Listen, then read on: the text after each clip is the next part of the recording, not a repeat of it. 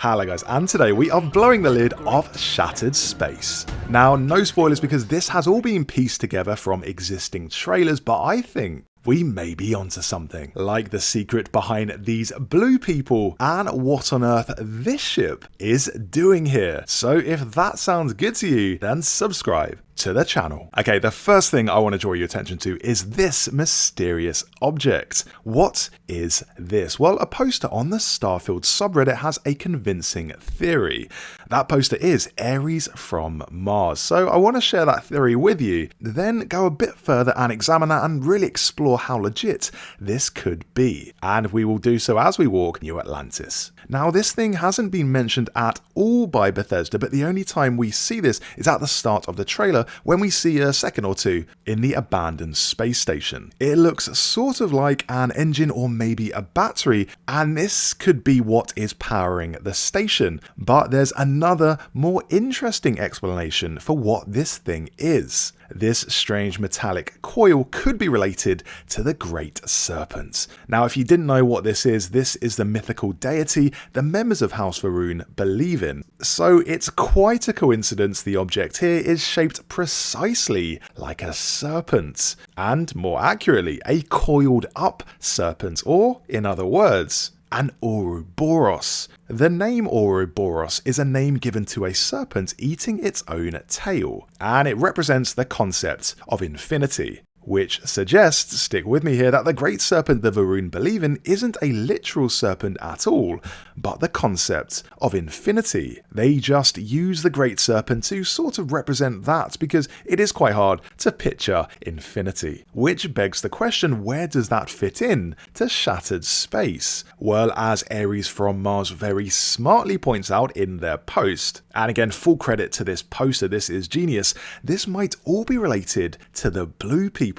We see a number of these blue guys throughout the trailer, but who are they? Some people have said they could be ghosts, but for me that's a bit simplistic. Starfield is meant to have at least some grounding in reality. People, as far as I know, don't just turn into spirits when they pass away. This is not the Elder Scrolls. So what I think they could be is projections of people, projections that allow the Va'ruun to live forever. Hence the belief in infinity. And if they are projections, that means their bodies have to be somewhere else. Somewhere like here. This is the shot at the end of the trailer and shows thousands of people, presumably Va'ruun, inside these vats or chambers. So using this Reddit post as a jumping off point, my theory is that these are Va'ruun, the real bodies of Va'ruun, and they've projected themselves into these blue forms to allow themselves to live forever. However, I'm not saying this is the 100% definitive correct theory, and there is something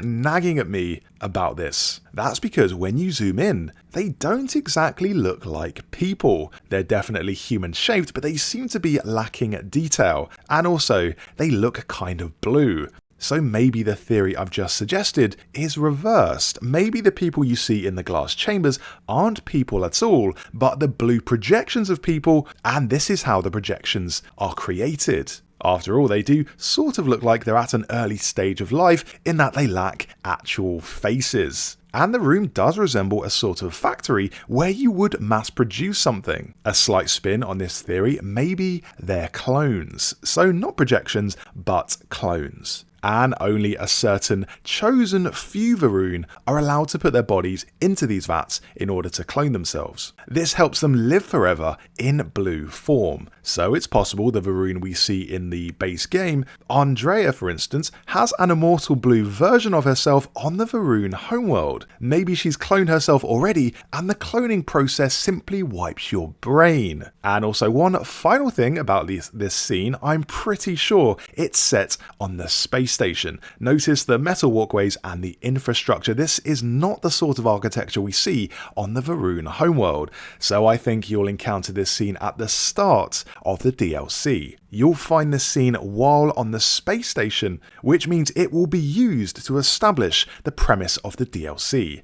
That premise tying into what exactly the blue people are, which is, I think, projections or clones of Va'ruun who want to live forever. After all, Starfield producer Tim Lamb has said that Shattered Space explores what happens when you experiment too much and push the fringes into controversial territory. The Varun went too far in chasing immortality. Okay, there is one little snag with that theory though, and that's this spider, otherwise known as a vortex terror. This, as you can see, is also blue. It's a bit too much of a coincidence this creature is the exact same colour and texture as the blue people we see, so they must have something in common. And what they have in common is, I think, they've gone through a vortex, or in other words, a wormhole. Because somehow I don't think alien spiders are also putting themselves into glass vats in order to clone themselves or project their consciousness. So when you go through a vortex,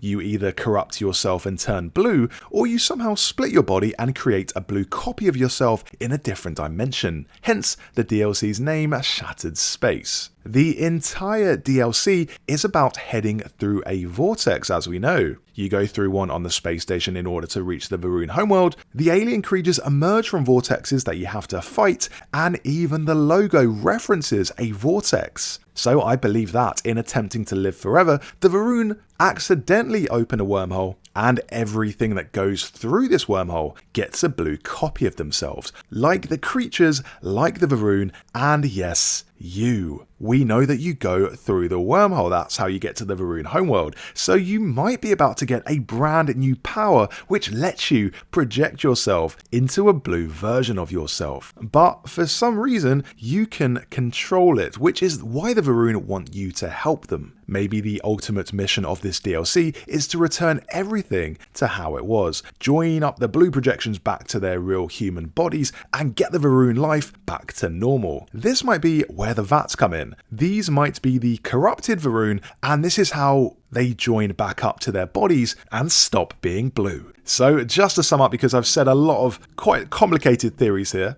either the Varun have intentionally cloned or projected themselves in order to live forever, and that explains the blue people, or they've accidentally turned blue by entering a dangerous wormhole. Either way, you'll be the one trying to fix things. So that's my theory on the blue people and the blue aliens, but what about this ship? This might be the Morning, aka the Varun ship that was the first one to make contact with humans. To give you a little bit of Varun lore, when House Varun revealed itself to the settled systems in 2230, they emerged using their flagship, the Morning. At first they made a peaceful gesture to the rest of the settled systems, claiming that their only intention was to spread the word of the Great Serpent. But here's the thing, it looks suspiciously like a DS-40 Ares bridge, which you can actually buy in the base game. And you might be thinking, well, the DS-40 Ares bridge is too new to be part of a ship used by the Varun way back in 2230. Starfield, of course, takes place 100 years after that in 2330, so that's literally a century ago.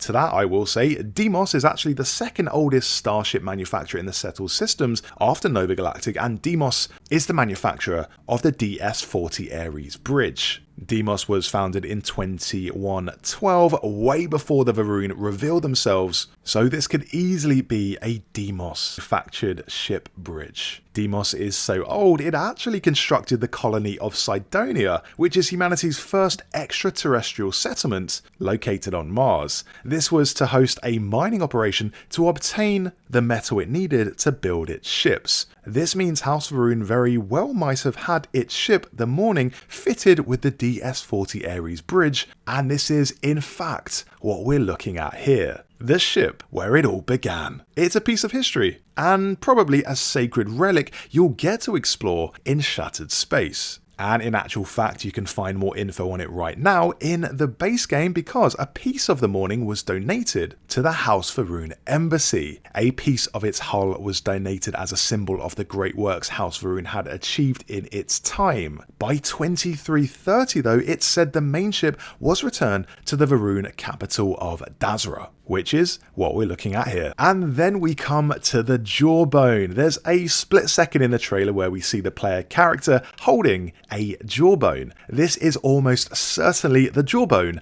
of a groat. What is a groat? Well, let me tell you. According to the Starfield lore, in Varun culture, every child is entrusted with a pet groat, which is this creature here. We've never seen a Groat before, but we will in Shattered Space. When the time comes, and the child comes of age, they are tasked with slaughtering their Groat in order to then recover and fashion its skull into a dagger. The very same thing is mentioned by Andrea in her questline. As the wiki says, this is done to demonstrate their connection and loyalty to the Great Serpent. So why do you have a jawbone in Shattered Space? That's because this is part of your initiation ritual. In Shattered Space, you will become a Varoon. But there are two ways this could happen. Either you're pretending to do this in order to infiltrate the faction, or you legitimately choose to pledge allegiance to House Varoon and do everything the Varoon do, like slaughtering a Groat, extracting its jawbone, and turning it into a dagger. And to be honest, a new melee weapon might come in handy against the DLC's new enemies. I would love to get a sharp new dagger. And lastly, we have Herald's Rest. What is Herald's Rest? Well, it sounds like a place of remembrance, a place that holds a lot of significance. Who could have passed away in Varoon culture that deserves such a place? None other than the former leader, Jinan Varoon. Jinan Varoon was the first one who supposedly encountered the Great Serpent. During one of the colony ship's grav jumps, a passenger named Jinan experienced a period of lost time, during which he claimed to have communed with a celestial being that called itself the Great Serpent. As well as that, Jinan also started a holy war called the Serpent's Crusade, which went on for years and only ended in 2263 when he passed away. So he kind of spoiled it at the end there. But maybe that's where Jinan's body is located, in Herald's Rest. Or maybe Herald's Rest is the name of a bar. So those were some theories on Shattered Space. Big thanks once again to Aries from Mars who got the ball rolling on these. Some amazing speculations here, and I can't wait until Shattered Space comes out. But what do you think? How likely do you think these theories are? Do you have anything to add to the discussion? Let me know. I would love to hear your thoughts down in the comments. If you enjoyed the video, remember to subscribe and you'll get loads more Starfield videos.